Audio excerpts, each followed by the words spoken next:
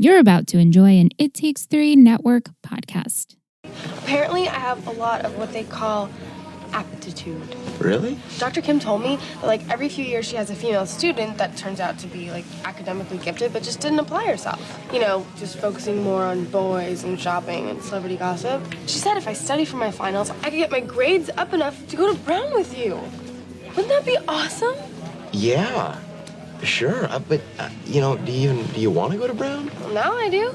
Dr. Kim said that you can make your own major, and the school colors are seal brown. How cute are seals? And then look, well, they're having this thing tomorrow.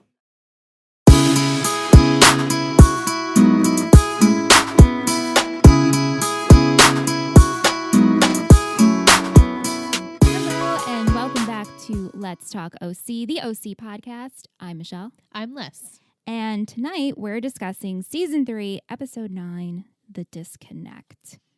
Original air date, December 8th, 2005. Directed by Ian Toynton.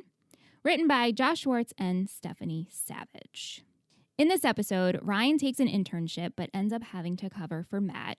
Marissa visits Johnny and meets his mother, Gwen. Seth and Summer try to join school extracurricular activities in hopes they will stand out enough to get accepted to Brown. Yeah. So instead of a snack this week, we are toasting to Kirsten and Julie on their new business venture, a high-end dating service. Yeah, this is going to be fun. You kind of predicted this. Sort of. I felt like I remembered it. The party planning, which they were originally going to do. Yeah. So I remember that. But no, this is going to be fun. Yeah. So we are toasting, obviously no alcohol because Kirsten's a recovering alcoholic. Right. So I got Italian sparkling mineral water. It's very smooth. Lime flavor from Whole Foods and just a squeeze of lemon and a squeeze of lime. So that is tonight's beverage. Very refreshing. What do you think of this episode, Liz? I thought it was a little filler. Really? Just a little. Mm-hmm. I mean, I know we have a little bit more development with Johnny and we get to meet his mom. You find out how smart Summer is when she applies herself. And then the Ryan internship thing. Yeah. So, it wasn't like my all-time favorite episode, but, I get it. We need to have the character development. So I'm excited for the Julie and Kirsten stuff. Yeah. Aunt said that this episode is boring because there's no Taylor and there's no Volchak. That too. There's no Taylor. There's no Taylorisms. Yeah, no Volchak. Really no, it was hard for me to pick a shittiest too. There was Same. really nothing that anyone did that was shitty. And there was also nothing that anyone did that was really all that amazing either. So yeah, I feel like it was just a medium leveled episode. Yeah, but altogether you need it. We needed it. All right, so the episode opens up. We have Ryan, we have Marissa, Seth, and Johnny are in the car driving. Ryan's driving, and they're driving Johnny home. Yeah, he got discharged from the hospital, but his mom couldn't pick him up. Yeah. And so they're driving him, and they're making small talk, and they're looking at the houses, and like, oh, this is such a nice neighborhood. Oh, this is such a nice house over here. And Johnny's like, oh, no, my house is the small one he's like, next it's to that one. literally the smallest one on the block. Which is a cute little cottage. I mean, Yeah. It's fine. He gets out of the car. He thanks them for helping him. And he's like, I'm fine. I can handle this. And as we see, he's stumbling up the stairs. Right. He's on crutches. And has a bag trying to get up into the house. But how are you going to do that when you have stairs? Right. And he's trying to just do this by himself. And so Marissa quickly, she tells the guys hey, I have a free period. I will go with him. Right. And Ryan's like, yeah, no, you should go with him. And it's sad, too, because in the car, Seth says something I don't know, something about how Marissa's going to help Johnny. And then Ryan's like, well, he has nobody. Yeah. And I trust Marissa. Well, that's the big kicker here is that Ryan completely trusts her. Yeah. As he should. As he should. She's never done anything to make him think otherwise. So, yeah. So Marissa, as she says, she has a free period, so she decides she's going to help Johnny. And Johnny obviously is a little taken aback, hey, I don't need this, but I'm falling over trying to get in the house, so I kind of do need it. Yeah, I need it. Right. So she goes in the house and she gets Johnny all situated. He's on the couch. She's bringing him snacks. She tucks him in.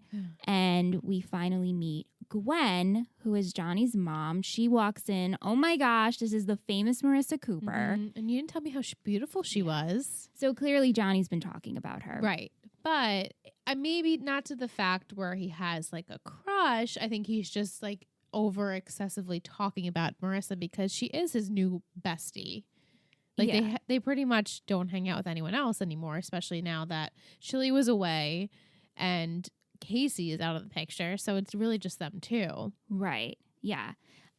His mom is super sweet. Very nice. And she's so excited because she did end up getting Johnny an appointment with a special doctor, but the hang up is that there's a wait. Right. It's a very, important doctor, an orthopedic surgeon or whatever, and it takes a while for you to be able to get an appointment with them. Yeah, and Johnny has this blind hope. He's like, oh, that's okay. What is it, days or weeks? And she's like, no, months. Yeah, I mean, that's the reality, unfortunately. Yeah, I know. So Marissa ends up spending her time there, and she's online. She's researching. Yeah. She's trying to help Johnny out, and he appreciates it, but he doesn't want this to be her problem.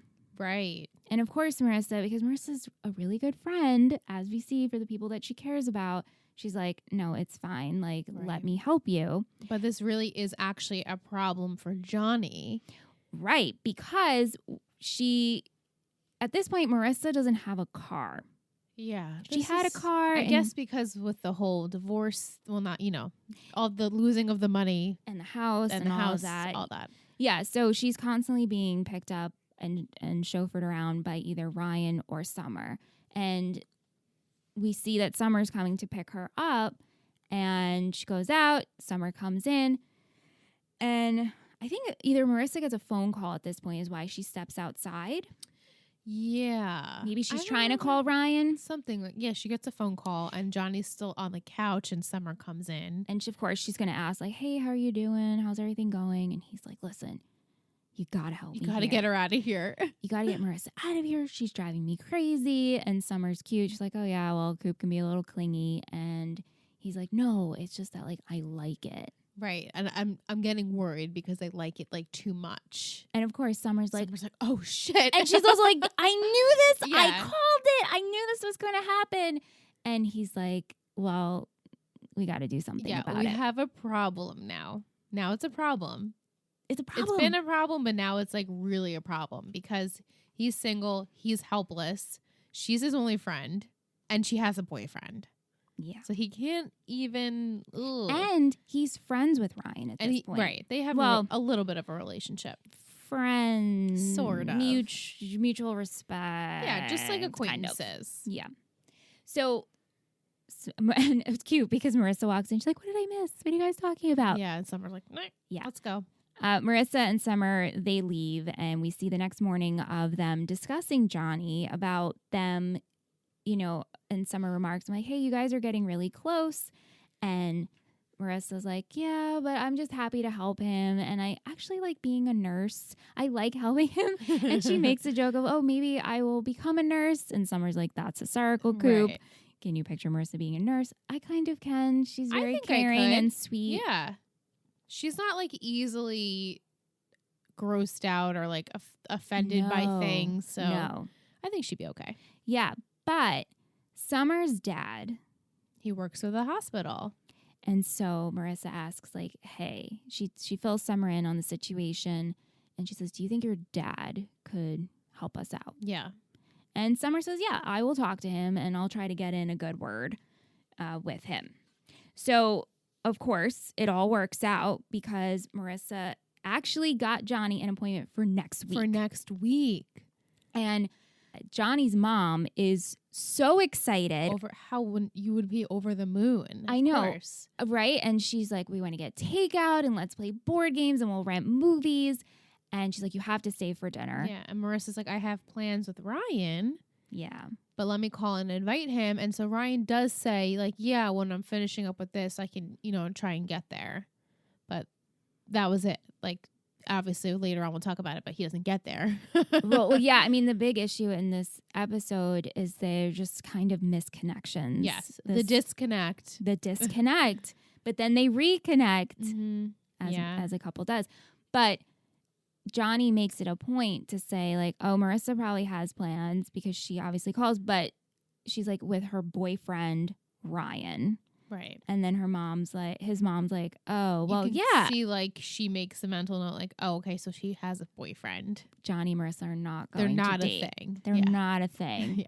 Yeah.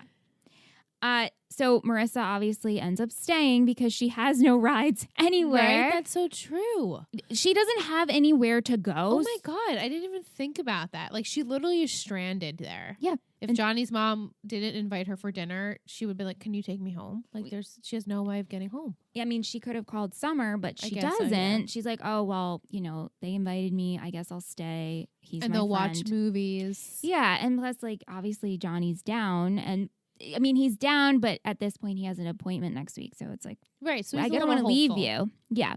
But she ends up staying and they're watching a movie and Johnny falls asleep and she, tucks him in and she's just kind of like sitting there, and Johnny's head keeps falling on her shoulder and she keeps pushing it off. Yeah, which I thought was funny because I feel like he would have woken up by her pushing it, but Yeah. nah. Yeah, I know.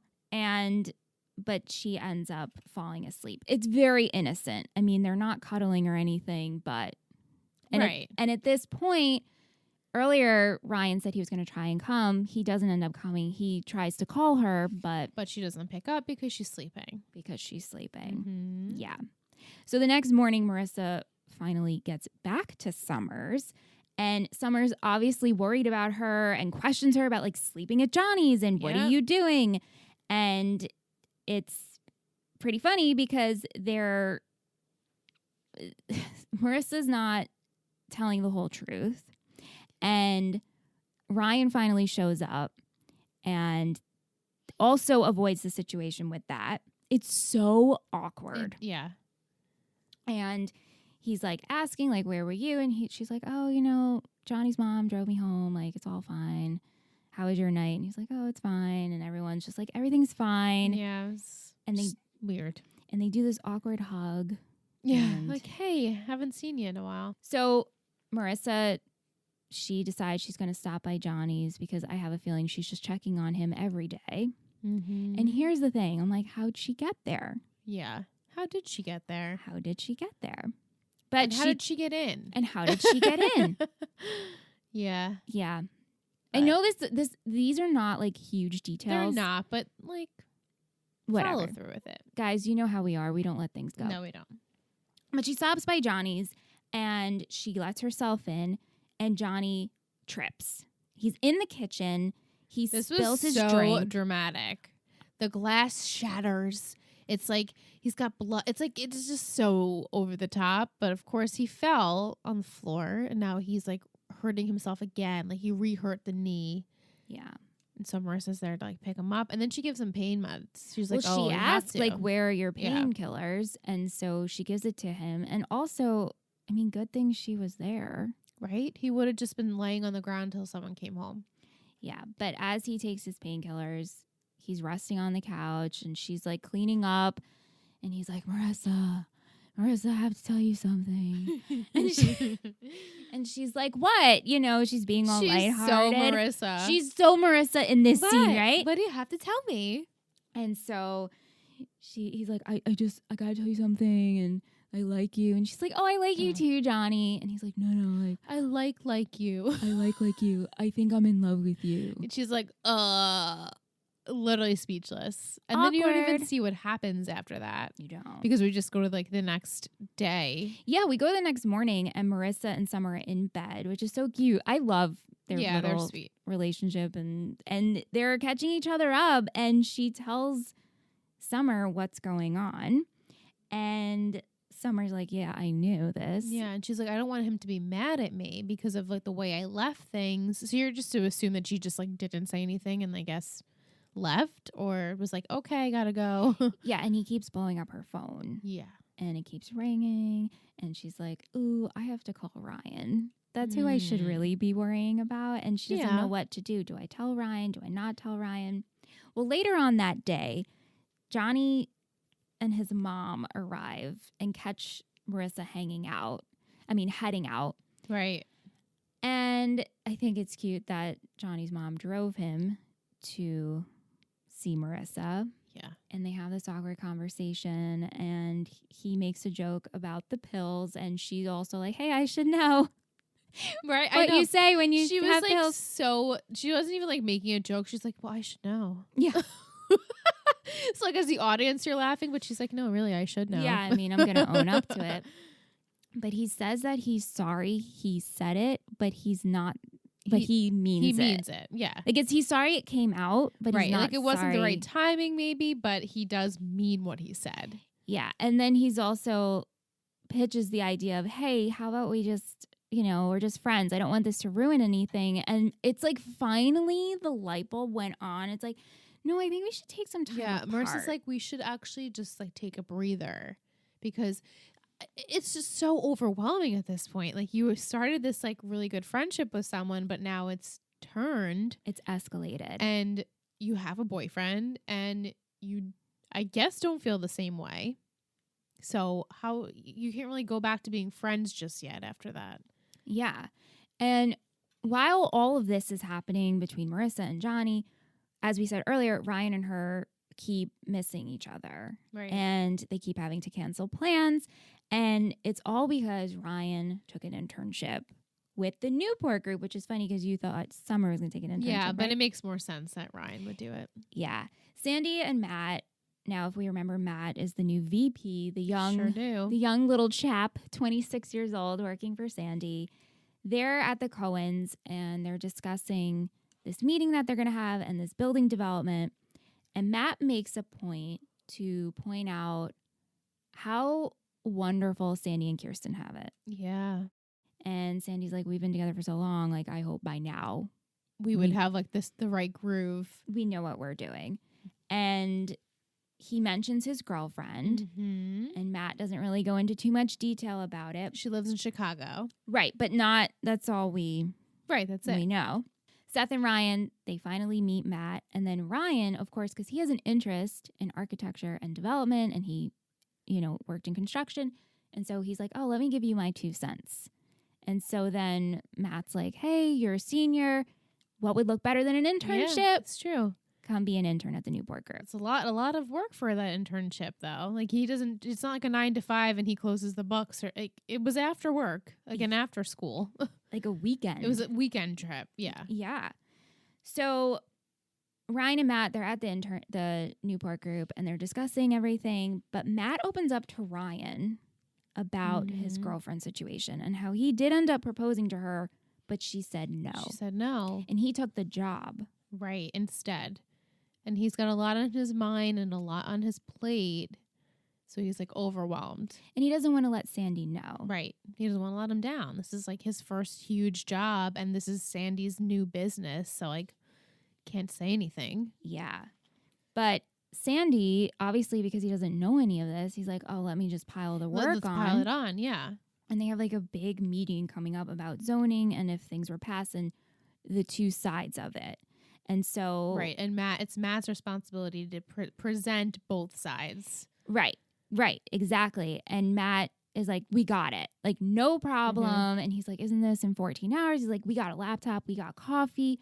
We are in good shape, Sandy. Don't worry about it. Right. And Ryan and I can handle it. Poor Like, Ryan. Poor Ryan. Okay, cool. So Ryan's just, and of course, Ryan's not going to say no. No. He would never jeopardize Sandy's company. Never. So when Sandy walks out of the room, Matt's like, hey, let's go on a little field trip. So Ryan thinks that he's going to get coffee, but they end up going to the strip club. What? Yeah. And Matt says, like, hey, I do my best thinking here. And he ends up going off with this woman and then pays for Ryan's first lap dance. Right. Oh, so awkward. It's so Poor Ryan. This is so awkward. Ryan's face the whole He's time. like trying not to touch her. He's like, oh, this is so bizarre. Yeah. And this goes on the whole night. Yeah, they're there forever. And this is why Ryan doesn't make it to Johnny's Yeah. or to get Marissa. Right. And the stripper takes Ryan's phone too. Yes, because it's ringing. Yeah. And And she like just- just hides it wherever she put it. I don't want to know. Disgusting. But yeah, so he can't even pick up his phone when Marissa calls him. Yeah. Gross. But luckily, not luckily, but at this point, Marissa's so distracted and Ryan's so distracted. So Yeah. they're not really getting mad at each other. They're just not communicating. Mhm. They You know, recognize it, but in my notes, when Marissa and Johnny were cuddling, I put LOL looks like mother and son because you he think looked they like were a little cuddling, though? boy. He They're was not just, like, really. resting his head on Yeah, her but shoulder. he just has like such a tiny face. And the way he was resting on her, I was like, it looks like that's his mom. She was so propped up, sitting up yeah, straight. it just looked really funny. I just saw that in my notes. I'm like, That's very funny. But yeah, okay, so it's time for the meeting, and Ryan and Sandy, they're at the Newport group. Matt is nowhere to be found. And at this point, Ryan hasn't said anything. and Sandy's like, where is he? And Ryan's covering for him, like, oh, he was up all night, like he's got it. I'm sure God, he's I would good. be dying if I was Ryan. Like, I would oh my be- God, I'd be dying. And also just so embarrassed for Sandy. Oh, that too. Yeah. But the meeting has to go on. Matt finally arrives. He has kind of like a 5 o'clock shadow. Yeah. He looks so tired and disgruntled. They go into the meeting, and of course, these group of people, they're asking very specific questions and trying to get numbers. And Matt is being so broad. And he's like, yeah, it could be this range of numbers. They're Or like, no, we need this. specifics. Why are we here? and it's just So embarrassing. So embarrassing. Sandy, you could see Sandy's face. He's like, wait a minute. What happened? And Sandy says, like, oh, hey, like, of course, we will get you the numbers by lunchtime. Matt will take care of it. And they leave, and Matt apologizes immensely. He's so embarrassed. And he walks out, and then Sandy looks at Ryan like, You have anything to tell me? what's going on? Yeah, like he knew right away something happened last night. Matt's not on his game, and you're hiding something. The next scene that we see is Ryan takes Sandy To to the the strip strip club. club. And we see Matt, and Matt's talking to his friend. Right. At the time, we don't know it's his friend, but Right. And Sandy lectures him and fires Matt. fires him on the spot. Ugh. Ryan goes to meet with Sandy, and Sandy's just so perplexed of like, why would Matt do this? Why did Matt blow me off? And that's when Ryan tells Sandy. Right. His girlfriend broke up with him. He's been going through a lot. It's a lot of work and a lot of pressure. Yeah. And so this is when they're interrupted by Matt's friend, the Yeah. dancer. I don't remember her name. I don't have it Which is- either. I just have Matt's friend from law school. Yeah, right. She's a friend from law school because, of course, they're automatically being like, oh, like, Yeah. really, he's your She's friend? like, I do this as my side hustle. No judgments. And no judgments. Yeah. You do you, girl. But she tells Sandy how much he loves this job. He gave it up for the relationship, Mhm. and it would like you should give him another chance because he's a really good guy. She knows his character where they're just all starting to still get to know each other. So Yeah. she's like, he's still a good guy. Give him another chance. So, of course, Sandy Of course, he gives him another just have chance. a conversation with Sandy. Like, Sandy's so understanding. He calls Matt in. They talk, and Sandy's like, listen, if something like this happens, just talk to me. Yeah, you need help? I'll just ask. Right. That's all. So nice. But I don't blame Matt because I feel like I'd probably be the same way.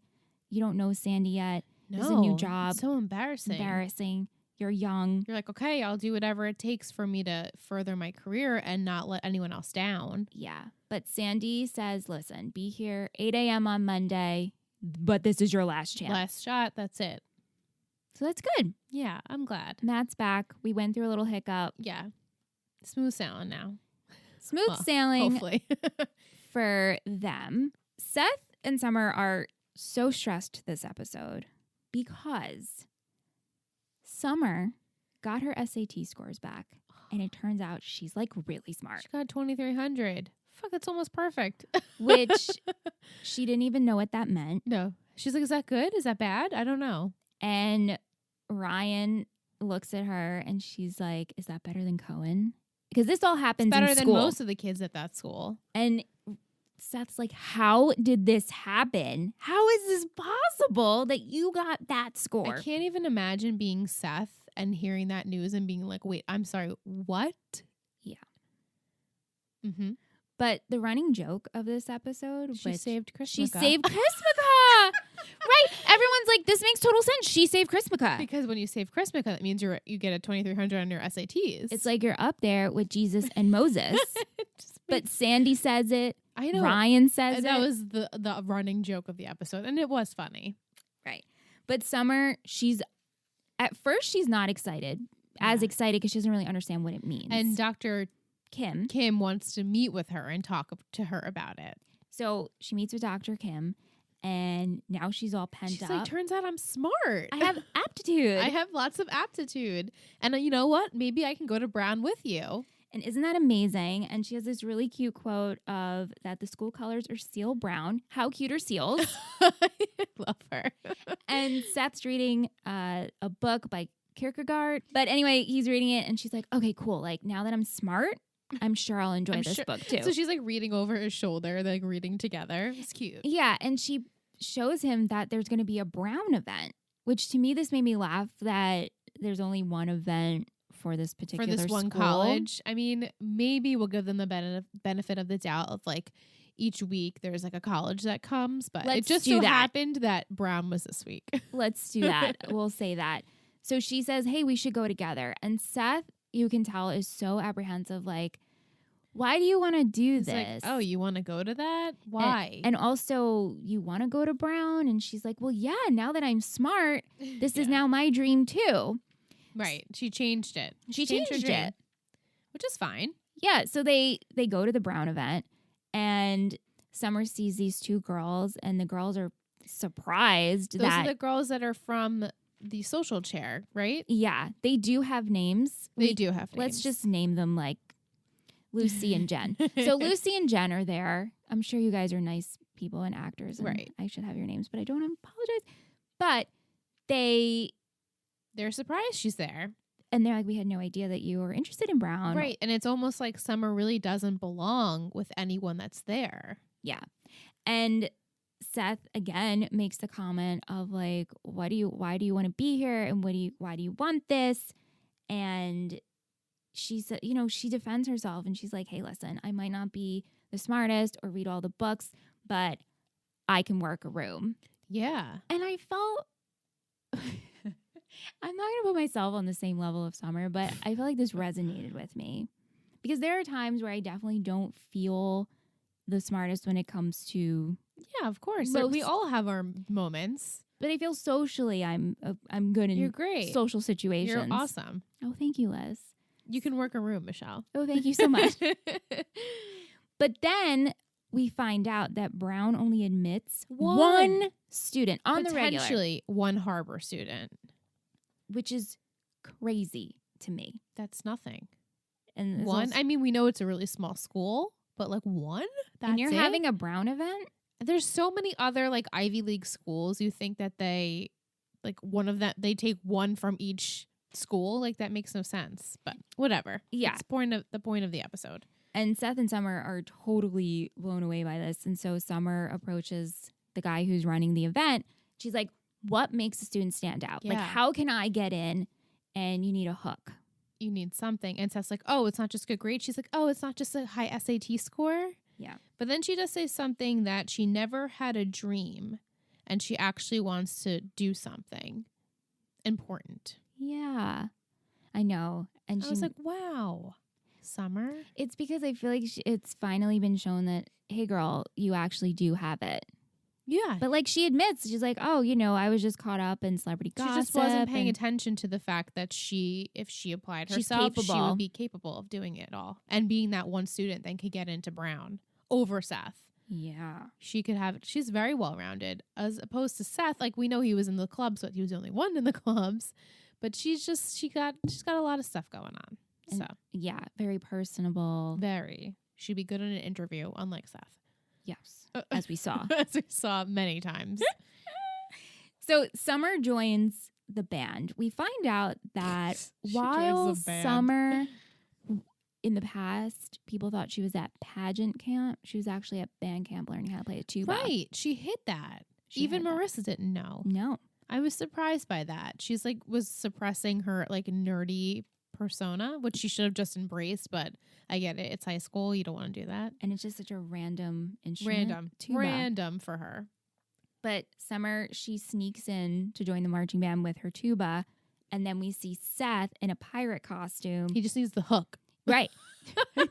Because Sandy made a joke of like, oh, you need like Captain Hook. But he's trying to be the mascot. And the poor cheerleader who he's speaking to at school is like, dude, you're creeping me out. Yeah, she's like, we don't need another mascot. We already have one. And so this is when Summer sees Seth being a pirate and they talk and they'll ask each other, like, what are you doing? And Summer's like, why do you have to be better than me? At everything. This is awful. I know. Imagine having this conversation with Anthony and he's like, why do you have to be better at me than everything? Like, well, and Seth is purposely doing this so he's one-upping Summer. Like, the whole thing is a competition to him. It's a relationship. I know. It's awful. It's I really know. cringe when you watch it. And just Seth feels so self-conscious about this. I mean, it's clear this Yeah. whole episode we see how this is the only thing he had. It's true. So while I don't agree with what he did, I do see why he's doing it. Right. I do too, but it's still very selfish. Yeah. And Seth explains to Ryan later on about the situation. And Ryan's like, listen, don't compete with Summer. And Seth finally admits out loud that what if Summer being smart changes our whole dynamic? The dynamic of the relationship. And it would. It definitely would. Definitely changes it. And Ryan's trying to be cute and help him be like, listen, you're an expert in comics. You accuse of films. You're good at the grill. Right. You guys still have things that are different than each other. But Ryan says a really, really great quote of, she wants to be with you, not be you. Mm-hmm. Which I feel Right. is so important. Right.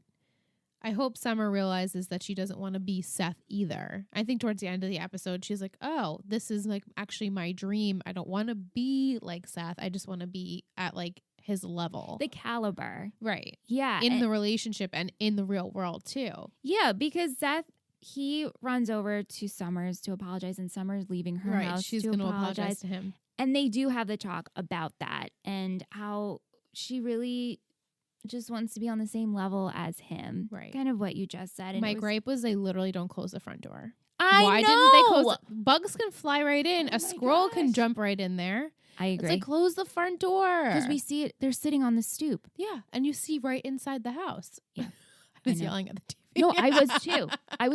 This bothers me all the time. Yeah. Just like with shoes on the bed. I can't stand shoes on I the know. bed. Shoes on the bed. But anyway, they have this really sweet talk. They apologize. And Summer says the sweet line of, I always look up to you. Right. Even Not just because because you're taller than me. I was Yeah. like, you guys are No, so that's really sweet. cute. So like, yeah, she is looking up to him because she never thought she would be on that level, and now she is. And it's exciting to finally be recognized in that way. Definitely. I would love if someone praised me for being intelligent all the time. Right? You know? But the two of them decide that maybe they both can get into Brown. Yeah. They're going to try for this, this year will be their year Yeah. together. And they fill out the applications and they mail them together and they make a pact. Like if one of us Yep. gets in, that person has to go. They have to go. And then the other person will be happy for them. Like no matter what. No matter what. We'll see. We'll see. So as we said at the top of the episode, we toasted to Julie and Kirsten. They're starting a new business. This all started out because Nude maids or nude maids or just house cleaners, yeah, she's like, a bookstore. so many ideas. Yeah, Kirsten, like we saw last episode, Kirsten pitches to Julie how she's bored. Let's go into business together. Anything. They don't know what it is. I just think it's funny. They're like, yeah, we're in business, but like we don't have anything what we're doing yet. We don't know what we're doing. Yeah. So Julie comes with all these ideas and Kirsten's like, how about a bookstore? And then they fall to their default of party planning. Right, which they would be great at. I mean, they have the numbers, they have the contacts, Mm-hmm. they have the skill set. So throughout this whole situation, They meet at the Cohens, which I love these different meeting places. Yeah. Meet at the Cohens to decide. Then they're meeting at the club to discourse. A lunch date. Yeah. Right, to discuss the business. And Julie is so bored because she's like, this isn't fun. It's not entertaining. And Kirsten goes out to the car to get her book. And this guy approaches, Jeff. Randomly. Jeff Granzel. Oh, Yes. that's his name? Yeah. And he's hitting on Julie. And Julie's like, Hard. my partner's coming in. And then she's like, well, not like that. Just my business partner. Not that kind of partner. And he tries to buy them drinks. And then he's like, what kind of business do you do? And it turns out that Julie got them a job of a catering job A catering job. for $5,000. It's great. And So- Kirsten's like, who is this person? But, oh, okay, you got us a job. This is great. Can't wait. So Kirsten spends the next 2 days cooking up a storm. Cooking. I know, which is so sounds like an weird. oxymoron, right? It is. Yeah, so Kirsten's preparing and she's cooking. And so Julie and Kirsten arrive at Jeff's with all the food and beautiful flowers. And there's no one there. And There was no one invited. there's no one invited because Jeff just wanted to have dinner with Julie. Right. It almost, to me, in the beginning, which I'm sure they were weirded out, it was like he wanted to have a threesome. Yeah, I'm 'Cause sure he's he like, would have. You know, let's eat. But also, there's nobody else coming, so you guys decide what you want to do. At first, I couldn't remember exactly what happened. I was like, oh, is this guy trying to, like, get with both of them? Mhm. But Yeah, no, just Julie. just Julie. And he promises, like, hey, I'm still going to pay you. And Right. we can eat the food, but I really did this all for. Which is ridiculous. And Julie's like, oh my God, you did this all for a date? Right. And so she's smitten after that. Of course. And so Kirsten's like, you can serve yourselves. Yeah. I'm out of here. I was like, at least you're getting the money. But like she wasted all that time making food for all those people. I know. Like, that's really bitchy. And right. Wrong and disrespectful. But Yeah. whatever. But Julie stops by the next morning to tell Kirsten about the date. And like, he was So boring. weird. And his tongue was like sandpaper. Ugh. And she's like, I couldn't believe that he would pay that much to go on a date. Right. And so this light bulb moment happens. And then they decide they're going to start a high-end dating service, Fun. I'm about this. This should be fun. which is so great because really Newport would They do would so well here. Eat that shit up. All right. So let's go back to Marissa and Ryan. Let's go full circle here. So at this point, as we've been talking where we left off with them, they have not seen each other, nor have they spoken. And Seth makes a point to say to Ryan, too, I just wanted to make sure I got this in because it really resonated with me. Yes. He's like, you canceled on Marissa and she didn't say anything. He's like, she didn't have a problem with it. I'm like, wait, you guys had plans and then you canceled on her like literally last minute and she didn't have a problem with it. I thought that was weird. That is not Like they're weird. totally on this different pages. Because it shows where The disconnect. and their priorities are. Right, that too. Like Ryan's doing this internship. He can't make time to pick up the phone. Marissa's so involved with Johnny. She can't pick up the phone. They can't meet each other. It's bad for a relationship. It's really bad. Awful. And where they're at right now is they finally get some time. So Ryan tries to surprise Marissa, shows up in Summer's room. So funny. She's not there. Marissa's trying to do the same thing, shows up in the pool house. And they both sit and they end up, I think it's Ryan calls Marissa. Yeah, and then he says, do you want me to come to you? And then Marissa says, no. I actually kind of liked this. I mean, I liked it because it showed like some maturity in their relationship. But also, Yeah. if it was me, I'd be like, I need to see you. Same. You know? But maybe if they saw each other, it would be more of not talking about the situation. Right. Yeah, it would be like, yeah, I get what you're saying. Joking around. And so they start talking. And I love how it's like, hi, how are you? Right. Like, what's going on? And And they- he tells her about the strip club Right off the bat. right off the bat. Because they're saying like, bet I had a stranger night than you did. yeah. And they're like, try me. And so he tells her about the strip club and Marissa takes it like a champ. She's like, really? Yeah, she just laughs it off. Good for you, Riss. And she's like, I have to tell you something. Nothing happened. She tells him about But falling we asleep don't at Johnny's. hear about what he has to say, We don't. which I'm interested. I'm Yeah. interested to know what Ryan has to say. I feel like he does trust her. He does. But now it's like, how do you trust Johnny? Now you have that sort of friend that we discussed before, this acquaintance that is in Marissa's life at all times. Now they go to school together. So it's like, how do you trust him after that? But then it's like, Johnny is a good guy. So like, is he going to try and attempt to do anything with Marissa? Like, it's too soon to tell. Like, you want to believe he's a good guy. Yeah, and I think we're not going to kick a man when he's down. No, and that too. You can't just leave this kid high and dry like you have nobody in your life. And if you look at their histories, well, I mean, Oliver was crazy. Yeah, he got in the middle of Ryan and Marissa. But Ryan trusted Marissa. He did. And he didn't. He was right in doing that because she literally did nothing wrong except for trust someone who she shouldn't have. Right. But she's naive. Yeah, and then It's like the same thing, actually. when you look, it is. And then when you look at Teresa and Ryan, we know Teresa had feelings for Ryan, but Marissa trusted Ryan. She did. So these two are They're so trustworthy of each other. It's amazing for two 17-year-olds to be this trustworthy. I certainly wouldn't be. This actually segues into a perfect comment that we got on Instagram. Alicia nice. sent us, I obviously previewed them, and she sent us a great comment about Marissa and Ryan's relationship. So let's take a break. Yeah. And we'll go into I'm segments. excited for that. I'm Liz Parker, and 5 days ago I died. If you remember these iconic lines, check out Pass the Hot Sauce, a Roswell podcast. Join 2 longtime fans and 1 newbie as we recap every episode of the original WB show, spoiler-free. We've got new recap episodes every 2 weeks and alien-centric mini-episodes. Follow us on Instagram and Twitter at Roswell Hot Sauce. And check out Pass the Hot Sauce on the podcatcher of your choice. Welcome back. It's nice to be back. Yeah, you know, Speech is great. speech.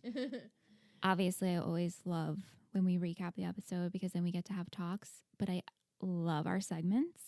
It's my favorite part. Yeah, I know. I don't want to pick favorites, but this is truly my favorite part when everybody submits and talks to us. Same. And their comments and questions. So we're going to start off, as we always do, with some tea. Hey, ladies. Saw that you were recording tonight. Here is my trivia. Thank you. The film Johnny and Marissa are watching is Rebel Without a Cause. Oh, okay. And the scene playing is the one where the 3 rebels are in the empty mansion's empty pool, which is like in a lot of ways when Marissa, Ryan, and Seth were in the model home. Yes. Did you ever see that movie? I haven't, no. I saw it because it's one of the top films. Is that a James Dean movie? Mm-hmm. It is, okay. I watched it with Aunt and Kyle, and I was like, I don't love this movie. And Kyle's like, it's a great movie. And I'm like, it's not. Sometimes the classics are like, Yeah. you know, they're outdated by the time you watch them. So you're like, Yeah. This is the second week where the views fell below 6 million with only 5.8. oh, Yeah. how dare them. Michelle, last week you mentioned on-set drama, but having no sources. That's correct. Thank you, Tish. I got you some sources. Wow. Tate talks about how hard it was to direct the kids. By the time I started to direct, the kids on the show had developed a really bad attitude. Wow. Donovan told this to Vulture. They just didn't want to be on the show anymore. It was pretty tough. They were very tough to work with. The adults were all fantastic, total pros. Whoa. Okay, so that goes behind. I mean, that defeats everything I said last week. Right. They weren't even, that means they weren't excited to work with Tate. To have Tate, yeah. He has since gone the record to state that they have apologized for how they acted back, and he totally understands. Wow. And okay. she does send the sources. Thank you so Thank much, you, Tish. That's at Letitia_Dominique on Instagram. In case you're new here and you're like, why are they making those weird TTT noises? That would be funny. We're going to get a goof from our goof king, Fassel. Goof for tonight's episode. Marissa's phone changes throughout the episode. Huh. Interesting. All flip phones, though. Yeah. So it's hard to notice. Thank you, Fassel. Yes, thank you. Last week, Mrs. Fontaine, 2015, my friend Brittany. Hi, Brittany. Lifelong friend.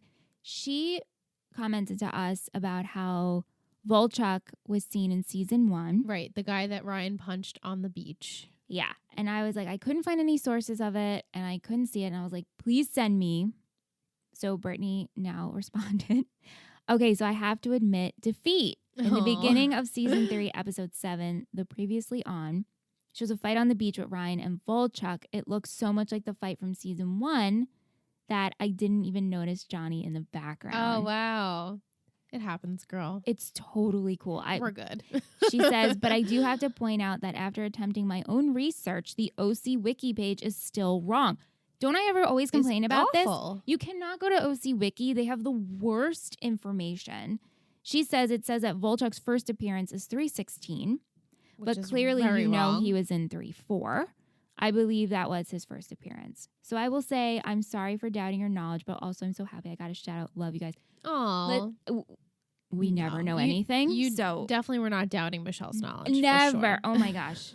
No, you guys know so much more than definitely than I do. Most of the time, I'm just in my own world, loving the humans on the screen. Okay. Our next sweet message is from at AAW3115 Alicia, which I was talking to at the bottom half of the first segment.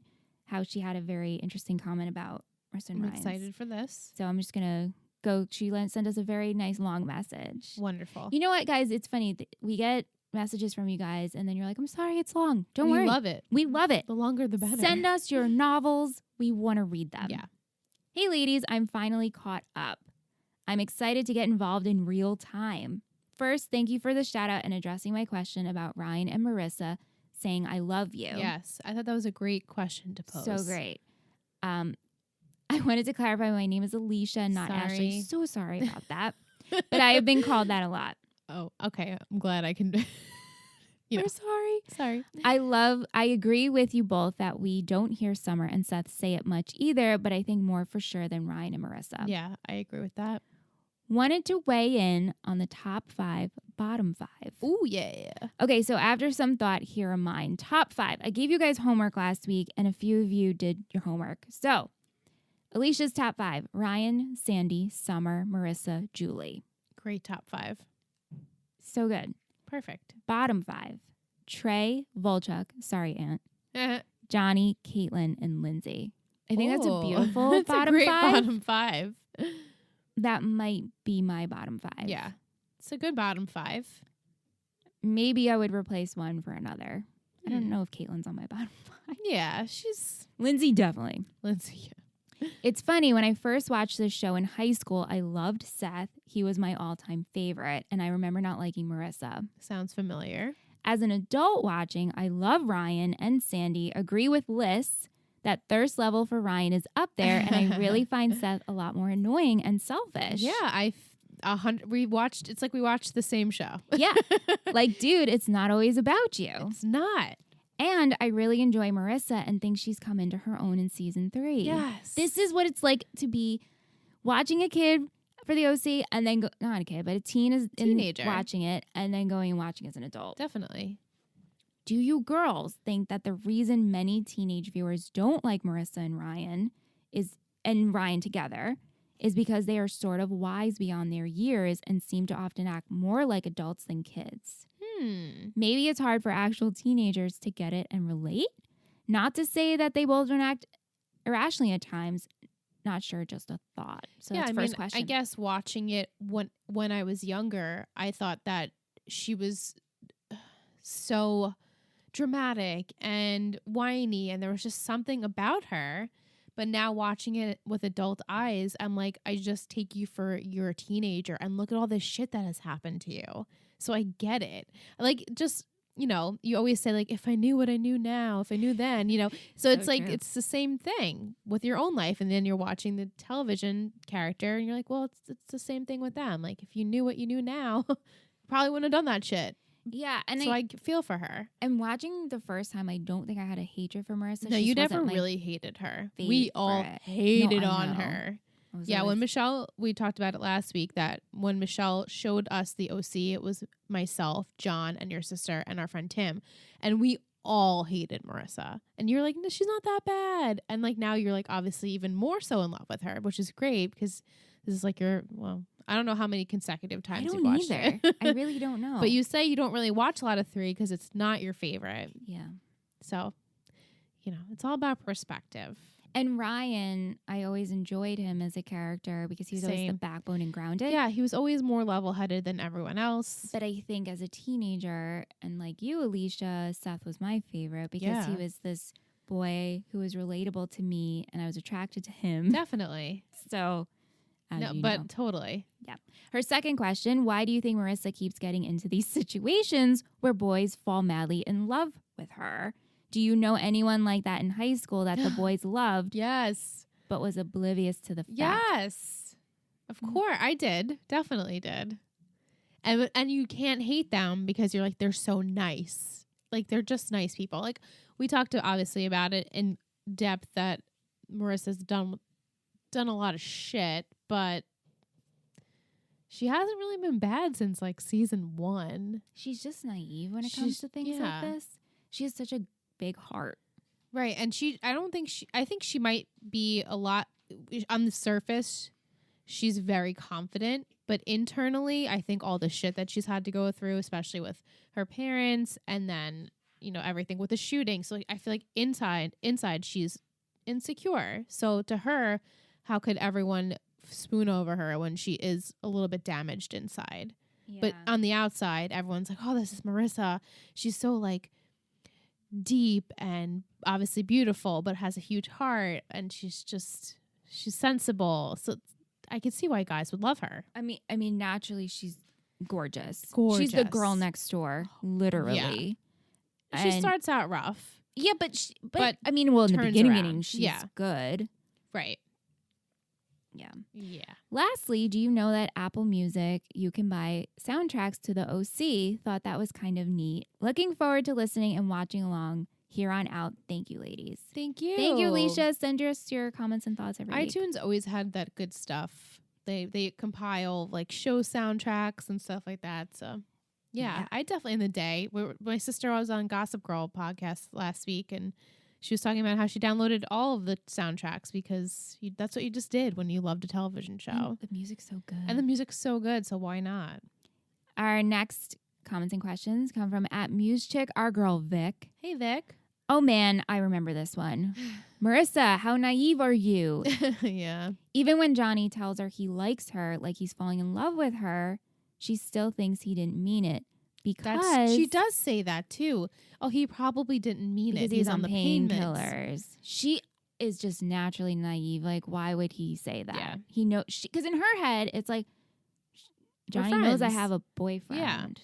There's no way. I know. I love that about her though. This beautiful girl who could be so stuck up. Yeah, she's not. I'm glad she finally saw it and told him they need some time away. I know. Thank goodness the light bulb went on. Oh yeah. I'm actually glad that her and Ryan actually told each other the truth because if they keep stuff from each other, they're going to start having problems again. Definitely. I like that Julie and Kirsten finally have an idea for their business. Not sure how I feel about the way they thought of it, though. And Matt, I remember having trouble with a project and going to a strip club for a little time out, said no one ever. Or I was like, oh, is this a story? She was like, said nobody ever. Yeah. I get that he's hurting, but taking Ryan there was a huge error in judgment. Yeah, and mistake. Going there himself when he's supposed to be working on this big proposal was just a bad idea. Yeah, definitely. And I just have to say how much I love Sandy and Kirsten. 100%. Why do you think Ryan and Marissa didn't tell each other the truth at first? I think the timing wasn't right. I was like, so much time has passed by with those situations that the longer they wait to talk, the more awkward it is to bring it up. So I get why they didn't speak up just yet. And I also think sometimes when something happens and it's so fresh. Right. You need time to process. If there's time, then you can say it without emoting about it. Yeah. Like not getting super like angry or heated. Upset or defensive. Like, hey, I'm going to tell you this, but before you jump down my throat. Yeah. If you were Sandy, would you rehire Matt again? Yeah. I would too. Yeah. I would too. You always give someone a second chance. Do you think he only hired him because of what what his friend said, that she can get on the meeting again, which we didn't touch upon that. Oh, And right. that He can get them a follow-up meeting. yeah. I think Sandy would have hired him either way because that's Sandy and he has a good heart, Right. you know? Yeah. But yeah, so when the friend came and tried to get Matt his job back from Sandy, she did say, like, listen, I know the people you met with. I can get you another meeting. Right. They're clients of mine. Right. Awkward. Yeah. Okay, I did my homework, my top and bottom 5 for you. Yay. Top 5, I love these people, she says. Ryan, Taylor, Sandy, Summer, Kirsten. Nice. Bottom 5, these annoyed, angered me. Volchuk, Johnny, Charlotte, Lindsay, Rebecca. Oh, Maybe this is my bottom 5. Rebecca and Charlotte are horrible. Horrible. Ugh.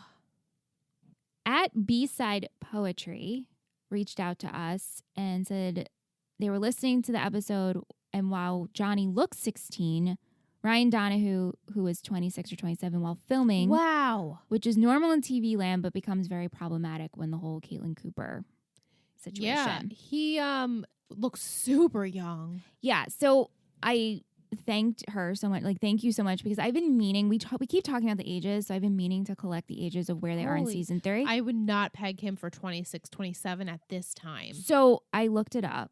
So I have ages of the Oh, main. yay. Yeah. So Peter, who plays Sandy. You mean season 3? Season Okay, 3. This is gotcha. how old everybody is currently. Right now.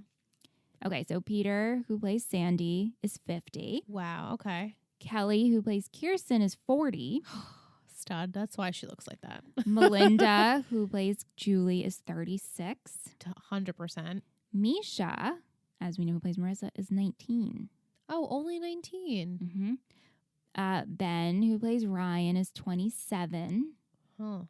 Adam, who plays Seth, is 26. Okay. Rachel, who plays Summer, is 24. Yeah, I see that. Ryan, who plays Johnny, when I looked up his birthday, is 25. He was 25 here. Okay, still to me, this is probably what I get all the time is you look like you're 18. So, Yeah. you know, I get it. He Yeah. does have a baby face. Yes.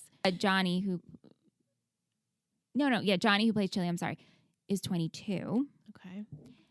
Autumn, who plays Taylor, 25. Mm-hmm. And then Jeff, who plays Matt, because they're like, let me throw you in here, is 30. 30. Which I feel He looks young too. that works, though. That works, yeah. 26, 30. Yeah. Okay. See, the men without facial hair always throws me off. I even say that to Randy all the time. I'm like, you look like you could be like 22 without facial hair. It's freaky. When Aunt completely shaves, I feel like I'm cradle robbing Same. It's freaky. and babysitting. No, I don't. No. And I don't even like the texture Mm-mm. of like the really shaved close to the skin. I'm like, ugh, where'd your beard go? What happened to your face? What happened? We're going to go over to Del Vasto. Michael. Happy stream night. To summarize this episode, inside everybody's head, Johnny likes Marissa. It's so obvious. She must know. Mm-hmm. Johnny. Marissa, I think I'm in love with you. Marissa. Johnny likes me. This totally came out of nowhere. Yeah. I did not see this coming. What will I do? Maybe I'll continue to spend all my free time with him and pretend nothing happened because we Yep. are platonic friends. Everyone else rolls eyes, rolls eyes. Yes. But in all seriousness, we saw this coming a long time ago. I do like the end where she opened up to Ryan about everything between her and Johnny. MVP again goes to Summer. She realized that she has potential and now can have a dream of being whatever she wants and go to Brown with Seth. Mm-hmm. Shittiest is still Seth. Okay. He got weird when he found out that Summer is a genius. I get that it was the one thing he thought he was better at, but still he should have been happy for her. Definitely. 100%. Have to agree. Here are my top 5 and worst Woo! characters. Top 5 best. Sandy, Anna. Nice. Summer, Seth, Ryan. Worst. Taylor, Oh. Johnny, Trey. And both season 1 and 2, Caleb. And then early season 1, Marissa. And mid-season 3, Marissa. Wow. Throwing them fighting words. Oh, but I love a list that's a little different. And love Same. that Anna's on your top. Yeah, no one gives Anna enough credit. I love her. Yeah, she was great. Okay. Michael Del Fasto also sent us a message on Patreon this is some juicy shit, and I can't wait to post it because when I read it, my mouth dropped to the floor, and Michelle was nodding her head too. He listened to a podcast, like a gossip podcast, and they reveal a lot of dirt that was happening while the show was going on. And he said that it was just so crazy to hear, and we're going to post it on Patreon, but, you know, just to tease, it's good stuff, like hookups, good things. And this podcast is available for you to listen to. So I don't know, but we're not going to talk about it here, but you can listen or see it on Patreon. It's good. Thank you, Michael. And when we post it, let's talk Let's about talk. it. Let's talk. OC. Let's talk OC and the juicy behind the scenes of it. Because I'm dying to talk about it. Yeah, we'll just leave it at that. I'm not Definitely. going to try and talk and you guys be like, well, what are you talking about? Right. Just have to go. You just have to go to Patreon. Before we get into our little fashion segments and quotes, just some music in the episode. The 88, Shout Out Loud, Fine China, The Invisible Men. So thank you, music. And thank you, everyone who sent And us questions and yes, comments. always cannot stress it enough. And your lists. We love it. Love, love, love it. Some fashion. Yeah. I liked Marissa's green and black velvet dress with the belts. Gorgeous. She looks so good in that. Her body and her hair in that scene, too, was the best. The bee's knees. Summer's black, like, turtleneck top with the pencil skirt. That pencil skirt was so good. I loved that whole outfit. She looks so sophisticated, but also really stylish and really cute. I don't know if you caught, but when Julie and Kirsten were in the club having lunch, Julie's printed boots. Oh, no, I didn't catch They were that. so good. I mean, there was no zoom in or anything, but I was like, oh my gosh. And also I noticed Julie's hair is more red. Yeah, and her hair is just so good. The cut is so good. She's got great, thick, nice, smooth, shiny hair. I know. She's gorgeous. She is. I also liked when they went over to whatever his name was for the event that didn't happen. Johnny's? No, sorry, I meant Julie. I didn't say the person's name. Jeff. Yeah, Jeff's house. Okay. She's wearing this like nude tank top with the feathers on it. I'm like, oh my God, it's so good. I love that. Yeah. I did get a kick out of Seth's pirate costume Yeah, that was funny. with the earring. I put Bay all dressed up with his slacks and button down when he was ready to go to the office. I was like, oh, Ryan, I'm drooling. He just looked like an adult, though, like dressed up going to work. I'm like, hello. Hello. You are not 17. No. That's all I have for fashion. Yeah, that's all I have, too. Some quotes. Yes. I have Seth saying, have you noticed how Summer's gotten a lot funnier? I think she's funnier than me now. He was so like overwhelmed with all of that. My I know. God. I have, she did save Chrismica. It's right. The whole theme. We had nothing to talk about. His tongue was like sandpaper. Yeah, I had that one too. Turns out that I'm totally smart. Summer. I also have just the kid has no one. When Ryan said that about Johnny in the beginning. Yeah. That's awful. We're partners in a business. When Summer commented on the colors of brown, how cute are seals? I have Matt saying to Ryan, good distraction. It's the best way to unwind. Ooh.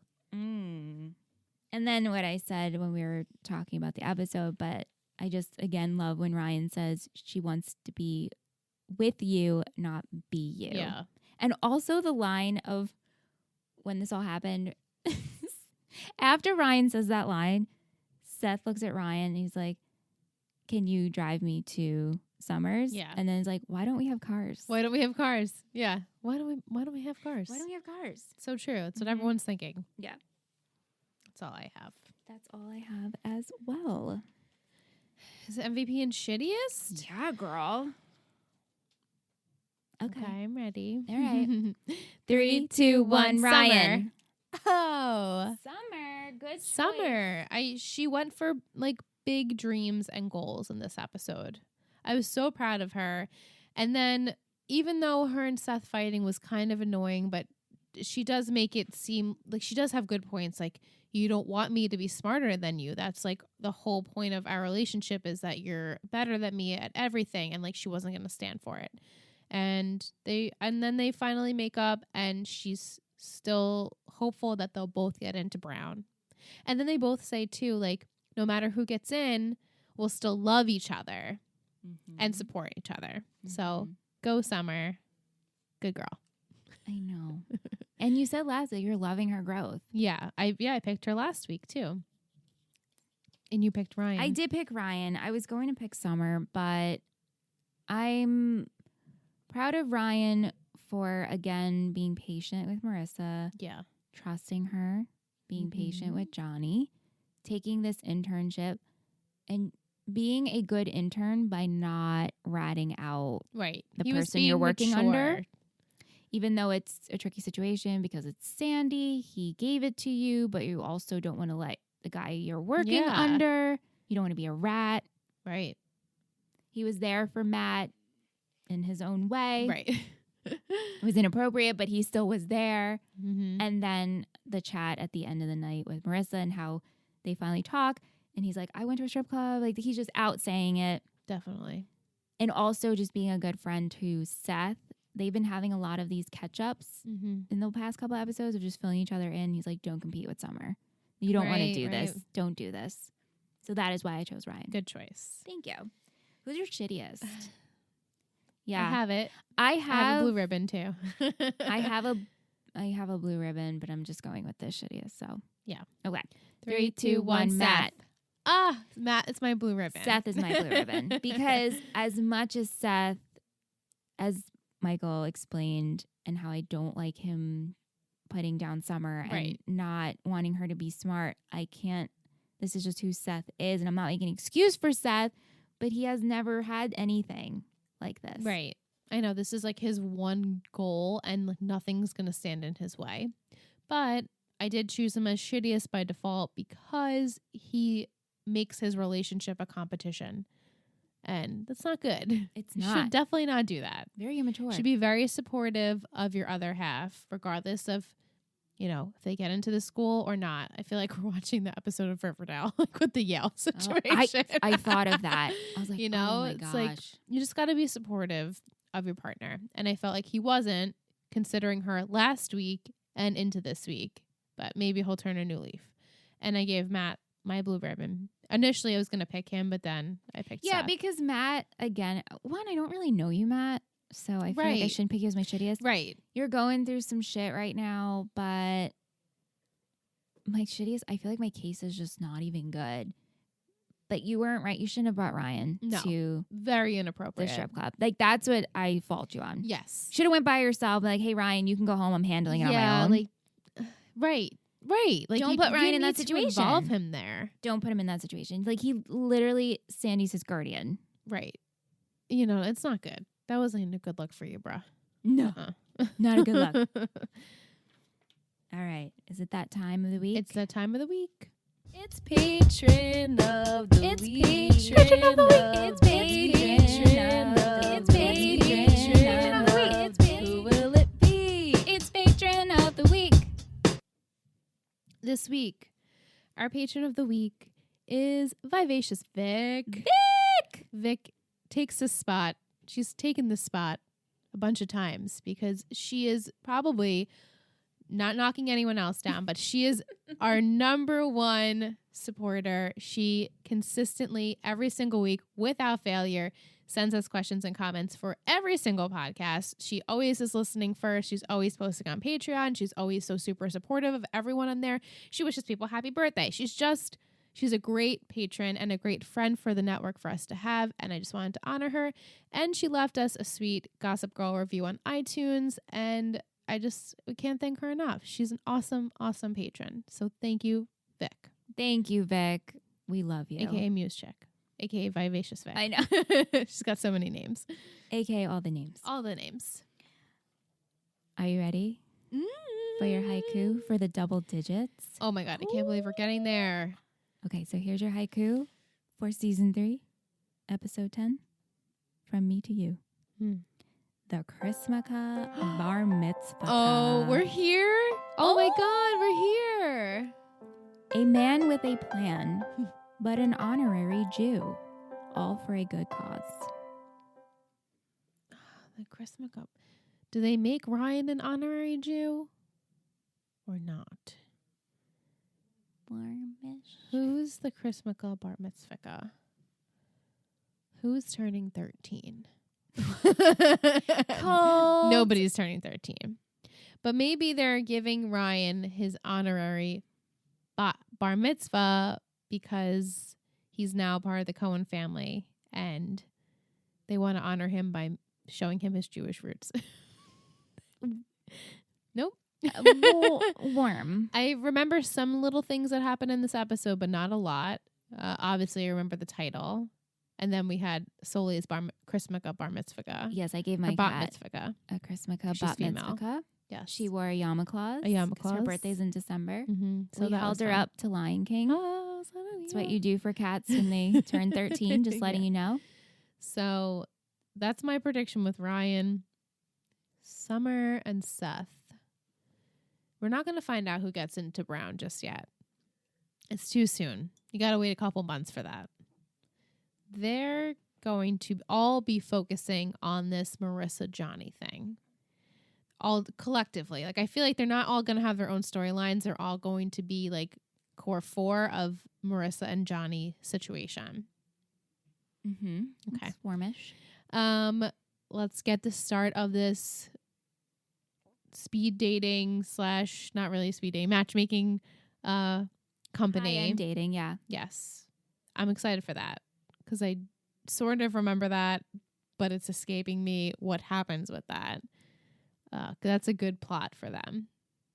I'm excited for Julie because I feel like this is like so Julie. Like, I get Kirsten. This is like her. She's like going to do the books of it, but like Julie's going to be like the face. This is what you have to do. She can work a room. She can work a room. She's so good at this. So I'm excited for that. And maybe more Matt and Sandy, but that'll probably be on the back burner for now. We're focused, I feel like, on this Johnny stuff. This has to keep going, ticking up, up, and up. So, and I remember Very warm. Lots of things that happen with that. I will not spoil it, but the shit gets crazy. Yeah. And real. And I'm not ready for it. I don't want it to happen. This is going to be a good episode because my sister and her husband are Yes, Sam and guest Bobby hosting. are coming on. It's going to be awesome. They've never been on the podcast before. Sam has never been on any of my podcasts. None. And in I've all of the years of podcasting. in all of my stupid little projects, Samantha's never been a guest. I'm so super excited for this because I can only imagine what it's going to be like. You guys are in for a treat. I know. You get to meet my kin. Yes. But Bobby's going to be great. Not that Sam won't be great, but I feel like Sam probably will be a little quiet. yeah. But she's going to have great feedback. Yeah, and Sam and Bobby have both seen the show before. They love the show. Multiple times. Bobby puts it in his top 5 favorite shows, which I'm is super amazing. proud that I influenced him on that. He used Ryan and Marissa in his vows to Sam. Yeah. Super proud. Super proud sister-in-law over here. I remember when I read his vows and I was like, "Oh, did you just do that?" So, I hope you guys are looking forward to that. We are. But thank you so much for listening this week and every week. We so appreciate it. You can hit us up on Let's Talk OC on all the social medias. You can send us an email, letstalkoc@gmail.com. And of course on Patreon, if you want to message us there, that's great too. Our Patreon is our little family on the interwebs. We have fun things. We have bonus episodes. We just had one out on the show You. We do a weekly Riverdale podcast. So if that sounds great, go check it out. And we will see you guys next week. Bye. Okay, if you're still listening, I've been wanting to do this. Spoiler. Ooh, yay. Some spoilers because I've been wanting to voice this for a really long time. So excited. So, guys, if you're new, shut off. Shut it off right now. But if you're not rewatching this, all I can keep thinking about is Marissa dying. Yeah, me too. And then Johnny killing himself. Yeah. And so these things that are happening, these little with Marissa being like, "Oh, I'm going to go to Berkeley." It's so sad. And her and Ryan last week when they're on or 2 weeks ago.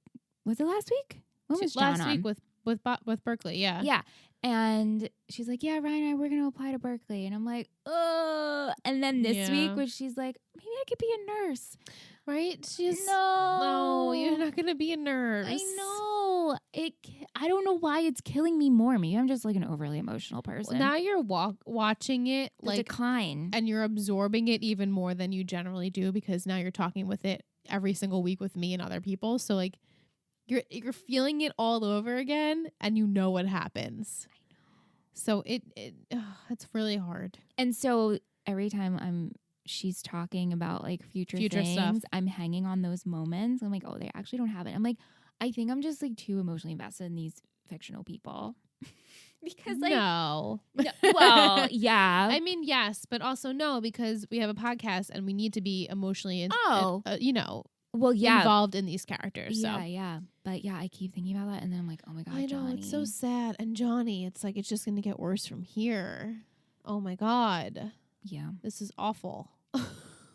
And then just I keep waiting, but Seth gets really but cringe. The cringe, but the thing I really wanted to express is like the Marissa stuff where I'm like, oh, but she dies. Yeah.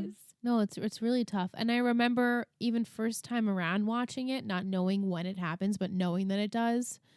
And I remember being like, oh man. But I didn't like her then. So I was like, oh, of course this girl's gonna die.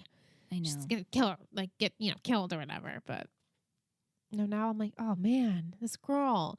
She had so many ups and downs, and then she keeps overcoming them. And we get so down, but she does come back up. Yeah, we get real down. Yeah. Right down all the way. I know. I don't want to go too much into Yeah. it because you're watching it fresh Fresh for eyes you. a little bit, yeah. But yeah. But maybe every week I'll do this, like our after hours talk. Love it, yeah. Because then we could be like, oh my God, what are we? Right. All right, guys, if you're here, thanks for listening. Yes, thank you.